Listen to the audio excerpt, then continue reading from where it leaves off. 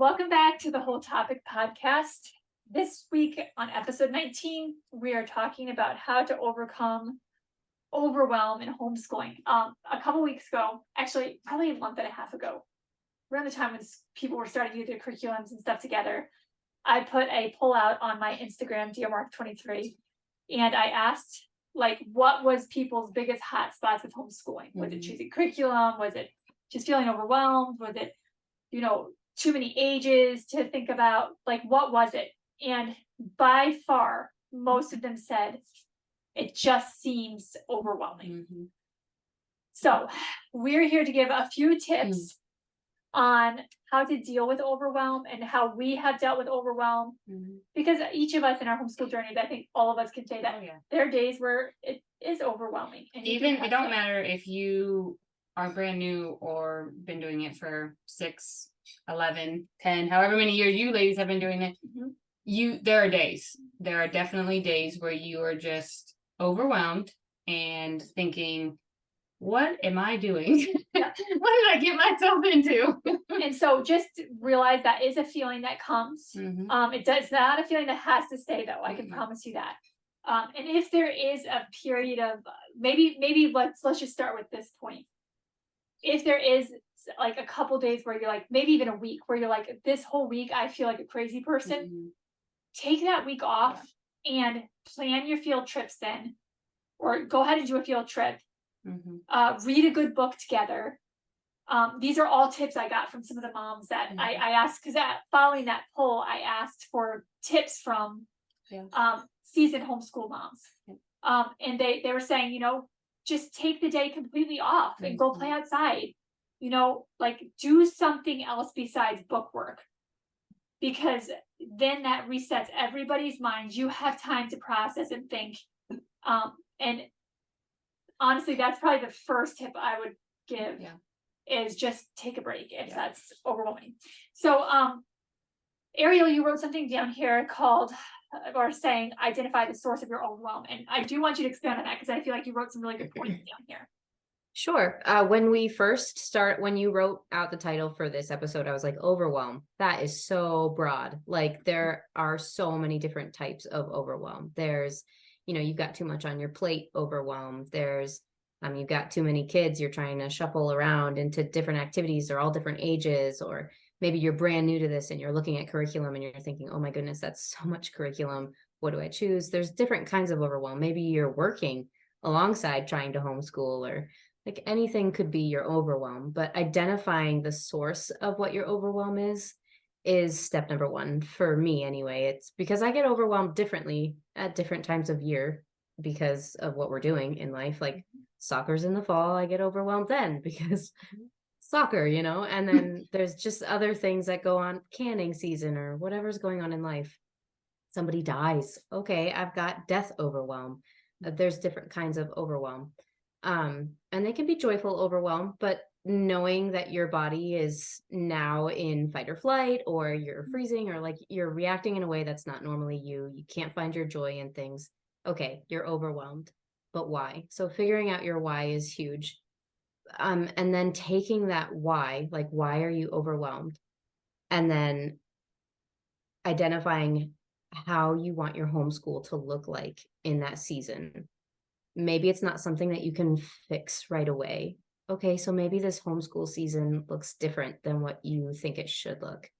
How can you make your homeschool life fit your season right then? Because a lot of times the overwhelm, you can reset, right? So I have to leave the house at any given time because a birth is happening. So I'll leave and I'll go. It's either great or it's not great. And I have to come home after a long birth, short birth, traumatic birth. And then I have to homeschool my kids. And my brain's not there. My brain is still where I left that family. And so I have a reset rhythm, a ritual that I do when I get home. And it's a lot like self-care. For me, it's taking a hot shower, praying, praising, and then I try to go outside and get in dirt if the season allows me to. Even if it's snow, I get outside, just because being outside helps me recenter myself and think about where my priorities are. And then I can come back inside and say, okay, where did we leave off in our schooling? where can we pick back up? What one thing can I do today to call it homeschool, even if it's sitting down and watching a how it's made video, as something to help us learn something that day. So identifying your overwhelm, is it something you can reset, or is it something that you need to change your season in homeschooling around? That's where my mind went when you said overwhelm, because it's like, wow, overwhelm is a lot. Yeah. Yep. There's a lot. There's so many avenues of it that can happen. I totally Yeah. agree with that. And I think you made a good point about identifying if it needs to be a reset or if it's something that you need to actually make a complete shift in. You know, Right. there's a difference between those two. A reset just means you just broke up on the wrong side of the bed, or you know, there's something that was in the environment that day that made you grumpy in the school or your children or whatever. And if maybe everybody needs that reset, needs that recharge, go outside or whatever, but then there might be things where you're overwhelmed because your systems aren't working, your routine, your schedule, your systems, whatever. And we've touched on that in the previous episode on schedules and routines, and I like to call them more like a rhythm, because how your day flows, well, maybe the way your day is flowing is where the overwhelm is stemming from. And your kids too. I mean, if you're overwhelmed, likely they are too. Yeah. So that actually brings me to a point of something that happened this morning. So I usually do my blog work in the morning before everyone gets up, and then I work on it some in the afternoon. Well, I have a couple kids, so my kids decided they got sick of eating oatmeal for breakfast. Why? I love to cook, but more often than not, I was going to do that maybe 2 times a week. I was going to cook a big thing. Well, they came to me and they're like, "Hey, Mom, can we just split up in teams, like our normal teams because my kids are all split up in teams. They do chores together." And they're like, "Can we just take every other day, you know, one team take 3 mornings and the other team take 3 mornings and make breakfast?" So I was like, sure, like they get to pick a protein, they get to pick whatever it is they're going to make, pancakes, I don't really care what they make, just as long as you don't have to do it. And I told them it has to be on the table by 8:30. Otherwise they have to make oatmeal. So it's always on the table by 8:30 usually. Yeah. So that being said, I finished up my blog work. They were finishing up their stuff. I was running the vacuum over the house. Well, I was getting ready to. Well, somebody made a comment about breakfast, and I do have a rule: you're not allowed to comment on the food while you're eating it, because it's very rude to the cook. You can say something later to me personally and be like, "Hey, I didn't like certain things about this, and maybe I'll fix it, and maybe I won't." Generally, I'll try not to feed you if you really hate something. But there were some comments made to the cook, and he took it very personally, which rightfully so. He felt like he was being. I take it personally when Me people too. make comments about my cooking. Well, it got settled down. I dealt with it. It got settled down. Well, then I come back in the kitchen. Well, I start hearing a little bit more ruckus, and something else was said. And it was one of those moments. Have you ever been like, you wake up in the morning and like, you're like, this cannot be how this day starts. Like, this is not good. So if you're a believer, I'm a believer. I know Stephanie's a believer, and Ariel's a believer. I recommend doing this because this is something that I learned a while ago. My kids have actually mentioned to me that they really appreciate this too. So we generally try to turn the scripture on in the morning at the breakfast table. We try to turn it on to listen to it. Whether I can read it or not, I try to teach my older kids to read the scripture on their own when they wake up in the morning, because they will wake up in the morning when I do usually. And so we hadn't done that yet.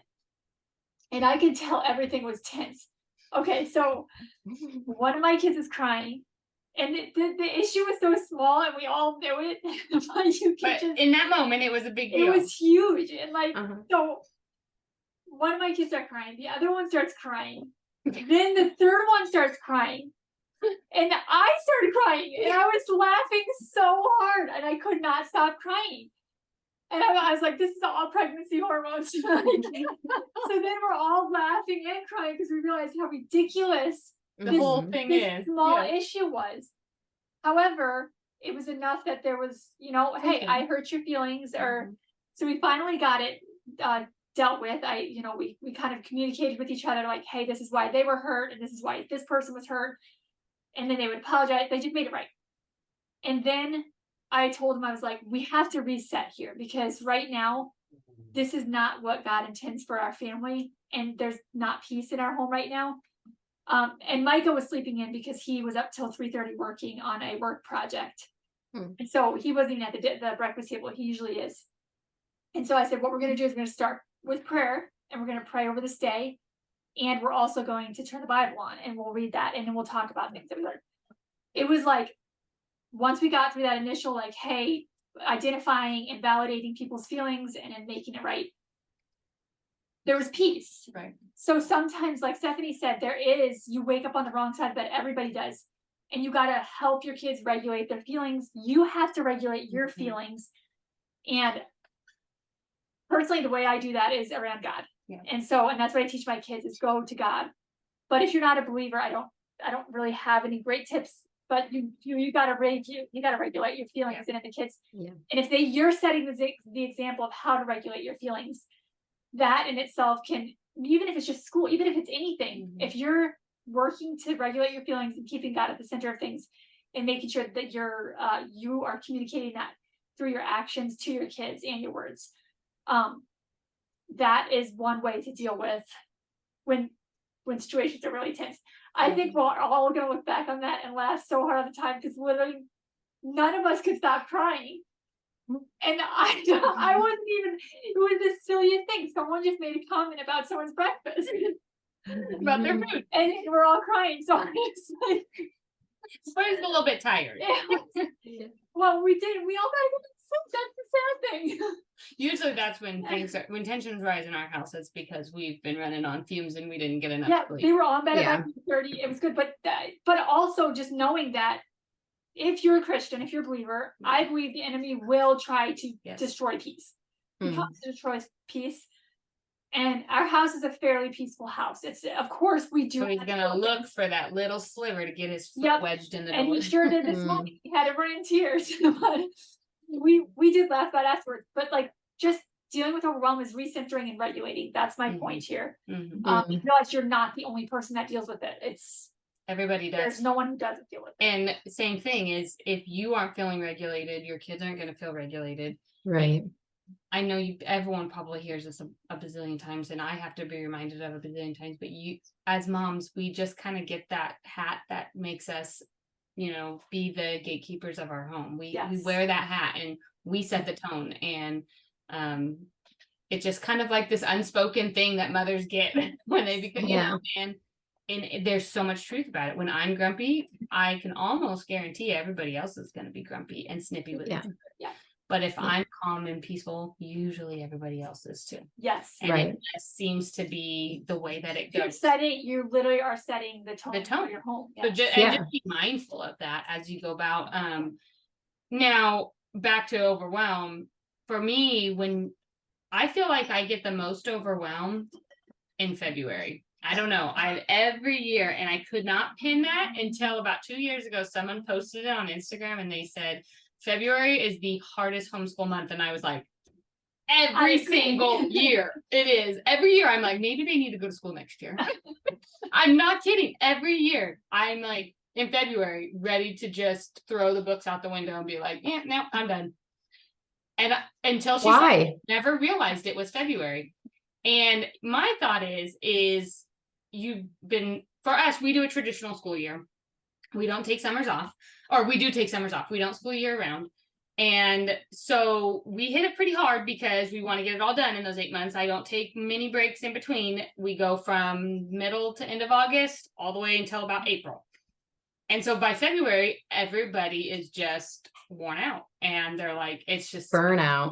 They're burnt out. They're feeling tedious, including me. Sometimes you'll start to get towards the end of February, beginning of March, you start to get those nice days a little bit. The sun starts coming up a little bit more.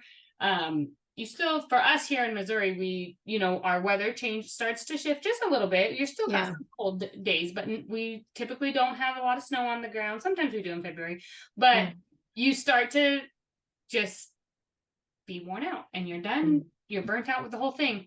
And so one of the things that I have a blog post out on this, on what to do when you feel homeschool burnout in February, is remember your why are you homeschooling? Why Yeah. did you choose to do this for your family? And it makes it, when you remember that, write it down, post it somewhere, whatever you need to do to go back to it. So when you're feeling that urge, like I am just absolutely done, remember that. And then go back to those reasons why, and that's what I usually do is I wanted my children to have a Christian education. I wanted them to be home with me and my husband. And I wanted them to love to read and love to learn. And those were the two. So maybe in February when you're burnt out, if those are your goals, go back to reading aloud because we're really good at the beginning of the year, and that kind of off because you just want to get school done and be done with it. Yes. Go back to picking those good read aloud books and sitting down together. Pick some field trips that they are interested in. You want them to love to learn, do something that they love learning, and switching those things so that your mindset gets back into it. Yeah. Because it's so easy to go there, to feel it, and then stay there. Yeah. You want to not stay there. And it's interesting because that was one of the last was things that I wrote down here of knowing your why. Because when all else fails and you're just super overwhelmed, why are you homeschooling? Right. Is it because you feel like it's a new fad? Is it something that, or is it because like she gave her reasons, my reasons? I want to be with my kids. I love the fact that I can sit one-on-one with each of their levels, and I know they're getting the attention they need. I've talked to multiple school teachers that have said it is way better if you could be a good homeschool parent and like have the one-on-one time with your child. That was like 1,000 times better than having a school teacher in a room full of 28, 30 kids trying to like identify each of their needs, and like there's so many moving parts into it. I also want them to love to learn. My two oldest are now taking high school credits. They're 12 and 13. Because we homeschool year round, that has made it possible for them to graduate earlier, to get the credits they need to graduate earlier. And they're all gung ho about it. I want to create a love to learn for the things, and the things that what's their calling in life. Are they going to be equipped to do that? Am I equipping them to learn what they need to learn to do what their calling is? So she's so that is so right on. Like, why are you homeschooling? Because if you can stick to that why, you'll be able to drop everything for one day, even a week. Okay, take a week off.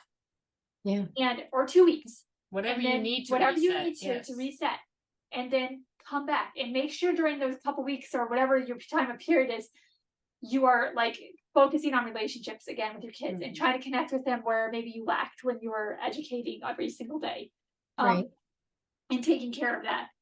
But one of the final points, and this will kind of go along with your last point, Ariel, as well. This is the final point I kind of wrote down is curriculum. Simplify the curriculum. Find a curriculum that works for you and your children, both of you guys. And I've seen people overpay for curriculum. I see this all the time in homeschool groups. Oh, I overpaid for curriculum. Thousands of dollars for each of my kids, and they hate it, and they're crying every day. I don't cry with my kids every day. We found a curriculum, and each parent has to do this. What might work for me might cause tears in your home. So while we have opinions and ideas, you really need to kind of hone in what curriculum works for you. And what goes along with that is don't be so set on one curriculum for the whole family. Yes. You might have children that do really well with one curriculum and one that needs something different, and that is okay. For the first time that happened this year too. Me too. So I've been doing the Good and the Beautiful for the last couple of years, and my one son, he is the one that didn't like reading the most, and I wouldn't say he was behind, but I wanted to see him take some action. Like I wanted to see him take to some. He loves outdoors. He's just an outdoor boy, and so I ended up talking to him. He came up to me one day and he's like, "Mom," because he could be in grade 6, but I wanted to see some actions for him to say, I can do this. Because I know he can do it. And he was like, I want to make some changes, and I want to try, to get everything on my level done and everything that I need to get done within a certain amount of time done. He just was. So I ended up, because reading was something I really wanted him to do more of. He's already doing the writing, the IDIB writing at home. So that wasn't as big of a concern to me. I switched him to level 6 of master books, and he has thrived in that. I Like, see. he literally is every day, he's That's good. 3-4 lessons a day Good. because it's met his need. None of my other kids have ever needed me to switch a curriculum like that for them. Hold on, you just cut out real bad. You might have to redo the last part. You said my son, and then you said you switched him to master books, and then you were talking about how good it was for him, but Okay. that's where it cut you out, how good it was for him. Okay, so I ended up switching my son to master books because, like, as we looked at it, it had more reading and more stuff that I kind of felt like I wanted him to work on that level. So he got to switch, and he's been the one that's totally taken ownership of it. Like, literally, I don't have to tell him, go to your school, go at all. Like, he's totally taken ownership of it. And I've never had to do that with any of my other kids. However, if your child is willing to learn and can learn in a different curriculum, try not to overpay for it though. Like, Yeah, don't overpay for it. You don't have to overpay. Just because a curriculum costs a lot doesn't mean it's better, and just because a curriculum doesn't cost a lot doesn't mean it's bad. Yeah. Right. We remember that as you're looking through curriculum, look at different reviews, talk to people, get opinions. And again, our opinions may not still work for your family, but we can tell you our experiences. Right. Do YouTube reviews. Yeah, those if are you good have ones. any questions on curriculum, that is something I always do. Or I talk to friends. Like when I was getting to the good and the beautiful, I went to her. Yeah. So last point, because we're gonna have to wrap up here in a minute. Sure. Ariel, you had a point where you were talking about creating action steps towards change. Yes. You're overwhelmed. Yes. So always, this is my go-to. You identify whatever the issue is. Okay. And then you create your action plan for whatever the changes that you need.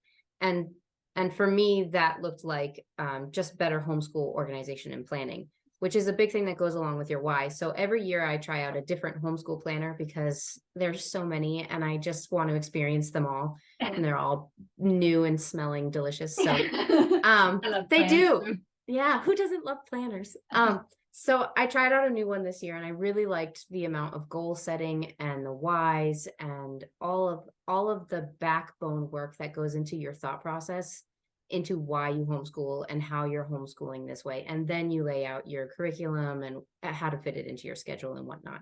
So I really enjoyed that. And I like that it went along with my why. It helped me create action steps in there on how to fit it into my day, which was really great.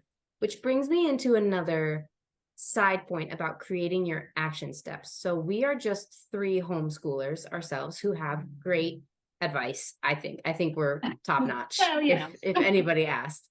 But there are some other really good people to glean information from. And I just want to hit up their names real quick. And we'll leave links down in the description for all these things. Someone that helped me hugely was Sarah McKenzie from Read Aloud Revival. She wrote a book called Teaching from Rest, which was the biggest catalyst for how I changed my perspective when I was homeschooling to teach from rest instead of feeling anxiety all the time. That is, or from teaching from an empty cup. Yes. It was crucial for me. And if you want to get the gist of the book and you don't want to read the book, she has a podcast that we'll link below that talks about the gist of the book so that you can get that. Aside from her, there's someone called Durenda Wilson. Now, I've never heard of her before, but apparently she wrote a book that I can't find. So if anybody finds it, great. It's called The Unhurried Homeschooler. She put out another one for something. The 4-hour homeschool day. And she has a podcast. Again, we'll link that for when you feel overwhelmed during homeschool. And both of these women, such Christ-filled women, reminded me again of 2 very important topics that I seem to forget when I'm in my overwhelm. And number 1 came from Jeremiah 29:11, for I know the plans I have for you, declares the Lord. Plans to give you a future and expectancy and not of evil, but one of peace. And the fact that he's got plans for us was so helpful to me to know that I don't have to plan a whole bunch because if he gave me the calling to homeschool, he's not going to give me a whole bunch of other things in my day that's going to cloud out my homeschooling. If that's the gift, if that's the reason that he called me to homeschooling, he's going to have me pouring my energy into that. And so I don't have to think too hard about, am I doing this? Should I send them to public school? Like, oh, I'm doing it wrong. Because invariably we all doubt ourselves. Right. At some point. Usually, at some point, at least once a year, you may doubt yourself. But Sarah Mackenzie said this, and I love the way this shifts your perspective. We have all the time we need to do the things God is asking us to do. And that just hit me so hard. Like, yes, we do have all the time we need because God gave us this thing to do, this homeschooling journey to do. We have time to do it because he gave it to us. So Sarah Mackenzie's great. You should listen to her. Durenda Wilson was a wonderful podcast. Katie Keene from her Home and Heart podcast had a different perspective of overwhelm because she has some special needs children. So if you're the type of person that's got special needs children or needing a wellness coach, she was fantastic to listen to in that regard. But she talked about something different than the other two ladies. She talked about family governance and family government, like that word there. And I had to listen to the entire podcast in order to get to the gist of it, which wasn't very long. It was like 15 minutes, but it irks me sometimes when people don't like get to the point, because that's why I'm listening to the podcast is I want to hear your point, but they lead you on the whole podcast. Oh, wait, they want you to listen to the whole thing. Yeah. So anyway, I had to listen to the whole thing to get the gist of this, but she had more family meetings, more communication, more listening was happening, and they had systems in place to support her husband and herself. So they, as parents, had a system for themselves to go aside and be alone and recharge and reset. And then as a family, they had specific times carved out in their day to talk to each other. And they did. They had open communication. They had family meetings. And that made the biggest difference in the overwhelm. Because if you're not talking to your children, hey, do you want to do soccer? Right. And you're just signing them up for things, or maybe you're signing them up for all the things because they want to do it, but you're not being honest with them. Like, honey, it costs gas, it costs time. You're saying yes to this, but this means we can't have a nice family dinner. Like, having that conversation with your children can be hugely impactful. So Katie Keene was a good one. And I think that's all my recommendations, but you should definitely listen to all the people out there. I think you should listen to us the most, just because we'll get to the point. Definitely. But listen to our whole podcast because you'll get lots of stuff. Yes, you'll get lots. You'll get lots of points, not just one. And if you really doubt yourself, just turn on the news. And then you'll realize that you're doing your kids a favor too. And like, I know parents that have to send their kids to public school. I know parents that send their kids. That doesn't make you a bad parent. No. If you've prayed about it, if you've thought it through, there's consequences of everything you do in life. So as long as you've kind of like thought those through, you do what's best for you. But as a homeschool mom, I know a lot, like I said, a lot that reach that overwhelm part. Even if you're seasoned, you're still going to reach that overwhelm part. And we hope this just really gave some insight into how to deal with overwhelm and homeschooling. So that will close up episode 19. And we will see you on episode 20. You've been listening to the Whole Topic podcast. To hear more, to see behind the scenes, or to get a hold of us directly, visit our socials, Facebook and Instagram, The Whole Topic Podcast. If you'd like to hear more from Andrea, visit her blog at dearmark23.com, where she talks about whole foods, whole grains, and whole living. If you'd like to hear more from Stephanie, visit theranchershomestead.com, where she talks about simple living, gluten-free recipes, and farm life. If you'd like to see more from me, visit wildandforagedcare.com, where I talk about simple living, wild recipes, and natural remedies. Thank you for listening, and God bless.